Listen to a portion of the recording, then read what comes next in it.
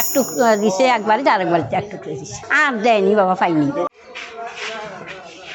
বিভিন্ন পাড়া মহল্লা অলিগলি এই বাসা থেকে ও বাসা ছুটছেন তারা। যে বাসায় কোরবানি হয়েছে সেই বাসার সামনে দেখা যায় নানান বয়সী শিশু, নারী, পুরুষের ভিড়। এক টুকরো মাংসের আশায় বিভিন্ন গ্রাম আর চরের দুস্থ অসহায় মানুষ যাচ্ছেন বিত্তবানদের দ্বারে। এ চিত্র গাইবান্ধা শহরের। বৈরী আবহাওয়া উপেক্ষা করে একদল মানুষ এক বাড়ি থেকে আরেক বাড়ির দরজায় গিয়ে জিজ্ঞেস করছেন, মাংস হইছে? গেটের ওপার থেকে কখনো উত্তর আসে, হয় নাই, পরে আসেন। তবে তারা নিরাশ হলেও হাল ছাড়েন না, হাঁটতে শুরু করেন পরের বাড়ির গেটের উদ্দেশ্যে।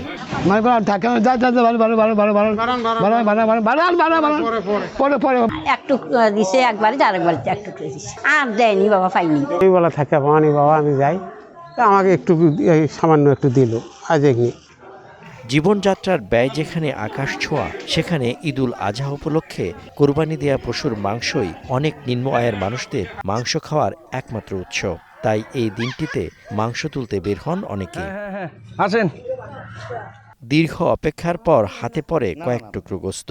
বাসায় বাসায় ঘুরে যা পাবেন তাই দিয়ে দুবেলা মাংস রান্না হবে অনেকের ঘরে।